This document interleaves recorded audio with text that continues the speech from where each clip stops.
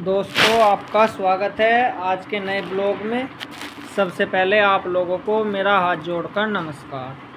तो दोस्तों, आपने बहुत से किस्से और कहानियाँ सुनी होगी, तो मैं भी आज आपको बहुत पुराने समय की एक कहानी सुनाने जा रहा हूँ जो कि हमारे बाबा जी सुनाया करते थे।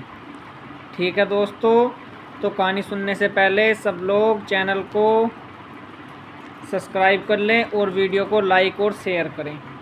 तो दोस्तों, बहुत पुराने समय की बात है। एक गांव में 3 भाई रहा करते थे जो कि वैसे तो जाट थे। तो उन तीनों भाइयों के यहाँ पर एक दिन पंडित जी पहुँच गए। तो पंडित जी जैसे ही गांव में गए तो बड़े भाई के यहाँ पर पंडित जी पहुँचे। उन्होंने पंडित जी को सादर प्रणाम किया और उनके खाने पानी पीने की व्यवस्था की। जब पंडित जी का खाना पीना अच्छी तरह से हो गया तो पंडित जी बोले, ठीक है चौधरी साहब, अब आपने बहुत अच्छा हमें भोजन करा दिया है, अब आप हमें चिलम भर के पिला दो। चौधरी साहब ने कहा, ठीक है पंडित जी, हम चिलम पिला देंगे, लेकिन अभी आग नहीं है, आप 10 मिनट तक बैठे रहो। हमारा ये सामने जो झोपड़ी देख रहे हो आप, इसमें आग लग जाएगी और जो लकड़ी है इसके कोयले हो जाएंगे और तुम अपनी चिलम भरकर खूब आराम से पी लेना। पंडित जी सोचने लगे, भाई बड़ा अजीब आदमी है, जिसको ये पता कि इसके मकान में 10 मिनट में आग लग जाएगी और फिर भी कह रहा। पंडित जी बैठ गए, देखते रहे घड़ी में। ठीक 10 मिनट के बाद अचानक से जो छप्पर में आग लग गई। आग लगने के बाद उसके 2-4 मिनट में जलकर राख हो गई, कोयले हो गए। उन्होंने कहा, ठीक है पंडित जी, अब आप अपनी चिलम भर के पी लो। पंडित जी बोले, भाई चौधरी साहब, जब तुम्हें पता था थारे छप्पर में आग लगेगी तो तुमने इसका उपाय क्यों नहीं करा? बात तो सही है। उन्होंने कहा, पंडित जी, इस बात का जवाब आपको मैं नहीं दे सकता। इस बात का जवाब आपको मेरे घर से 4 घर दूर मेरा छोटा भाई रहता है, दूसरे नंबर वाला, वो देगा। पंडित जी बोले, ठीक है जी, बिल्कुल, इसका जवाब तो हम ज़रूर पूछेंगे उससे। भाई ऐसा क्यों करा, इसका उपाय क्यों नहीं करा? उपाय करना चाहिए था। अब जो जी वो पंडित जी अपना चल दिए। चलते हुए एक घर गए, दूसरे गए, तीसरे चौथे घर भाई के यहाँ पहुँच गए। पहुँचने के बाद में पंडित जी ने वहाँ पर जाकर सादर प्रणाम किया। सबने, भाई पंडित जी आगे बैठाओ जी, प्रणाम हुआ। तो उसके यहाँ पे प्रोग्राम चल रहा था, उसके लड़के का मंडा था, तो दावत वावत का प्रोग्राम था। तो जाते ही पंडित जी को कहा, पंडित जी आओ जी, बैठो जी, खाने की थाली आ गई, बर्फ़ी मिठाई वगैरह वगैरह बहुत सामान आ गए। पंडित जी को खिला दिया। पंडित जी ने कहा, अच्छा चौधरी साहब, क्या प्रोग्राम है? जिनको चौधरी साहब, प्रोग्राम क्या होता पंडित जी? ये हमारा लाला देख रहे, इसका कल को ब्याह सा और उसका आज मंडा है, और तुमको बड़ी खुशी की बात है। भाई तुम बड़े उससे क्यों कह रहे हैं कि ब्याह सा? अरे उनको ब्याह सा तो नू कह रहे, कल को इसका ब्याह होगा और इसकी शादी होकर इसकी पत्नी आवेगी और वो ऊपर चुबारे पर चढ़ेगी और चढ़ तो ही गिर जाएगी और गिर तो ही मर जाएगी। नुको अच्छा जी, नुको हाँ, नुको ऐसा भी हो सके, नुको जी ऐसा ही होगा, नुको फिर तुम इसका ब्याह करने जी, ब्याह तो करना पड़ेगा, ब्याह तो होना जरूर है। पंडित जी ने कहा, भाई ये तो उसका भी गुरु निकट गया, उनने तो छप्पर में ही आपको बताया था, इनने तो नु कह दिया लौंडा ही मर जाएगा। पंडित जी वहीं से बैठ के, भाई इसे जरूर देख कर चलेंगे। अगले दिन पंडित जी भी बारात में गए। बारात आई, वही काम हुआ। लड़का सांझ के टाइम अपना ऊपर चुबारे में चला, पैर रपट के गिर गया, गिरते ही सिर फट गया, फटते ही मर गया। पंडित जी बोले, भाई चौधरी साहब, जब तुम्हें इतनी बड़ी बड़ी अनहोनी का पहले ही पता तो तुम इसका ब्याह क्यों करो थे?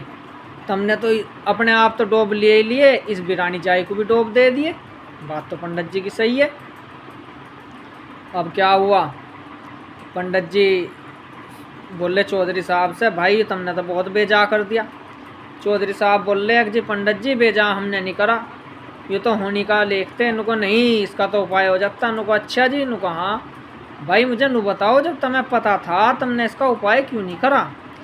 पंडित जी बोले चौधरी साहब से। तो चौधरी साहब बोले, बस जी पंडित जी, इस बात का जवाब तुम्हें मेरे से 2 घर पर है, मेरा सबसे छोटा भाई रहा, वो दे देगा। बस ठीक है जी। पंडित जी तो अपना कमंडल डंडा उठाया और चल दिए। छोटे भाई के यहाँ गए। नुको जी पंडित जी राम राम। राम राम थारी सो पेली। भाई चाय पानी ले आओ। नुको चाय पानी नहीं पीने का जी आज तो मैं नू पूछना आया थारे से, भाई जब तुम्हें नू पता था थारे छप्पर में आग लगेगी तो तुमने उसका उपाय क्यों नहीं करा? फिर जब तेरे दूसरे भाई को नहीं पता था तेरा लड़का मर जाएगा, तो उसने क्यों उसका ब्याह करा? उसका उपाय करता कुछ ना कुछ। उसने कहा अच्छा पंडित जी। बोला भाई मुझे इसका जवाब दो। उन्होंने कहा अच्छा पंडित जी तुम तो विद्वान हो? उनको हाँ जी, मेरे से बड़ा विद्वान कौन है, और सब उपाय जानते हो? उनको हाँ जी, टोटल उपाय जानूँ।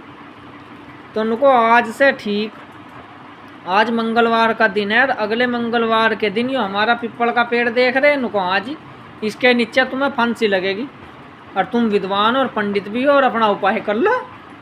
वह पंडित जी ने उसकी तरफ को देखा, एक फेरी धरती देखी, एक फेरी आसमान देखा। पंडित जी भाग लिए, बोले भाई ये तो मैं जट्टों का बहुत गलत फंस गया, वहाँ तो यही काम था, यहाँ तो और भी उल्टा काम हो लिया, ये तो साले मुझे भी मार देंगे भाई। वह पंडित जी तो यो भागा यो भागा यो भागा। बोला हम इससे 7 दिन लोग भागेंगे, देखे इस पेड़ के नीचे हम कैसे आ जाएंगे। अब पंडित जी भागते रहे भागते रहे भागते रहे, 3 दिन तक पंडित जी भागे पूर्व दिशा की ओर। अब जैसे ही 3 दिन भागने के बाद पंडित जी पूर्व दिशा की ओर, पंडित जी को आ गई नींद।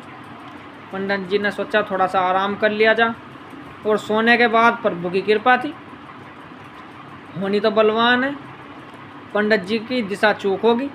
पंडित जी 3 दिन जिस दिशा को भागे थे, अगले 3 दिन फिर उल्टे उसी दिशा को आ गए। तो जैसे ही 6 दिन हो गए, जैसे ही गांव में बड़े, गांव में चोर चोरी करके जा रहे थे।